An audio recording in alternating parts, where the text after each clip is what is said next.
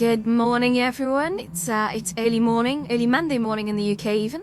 A tip I picked up off the Getting Things Done channel, a very good YouTube channel, which you should definitely subscribe to. About a new MetaQuest home environment, which I'll put a little video just up here.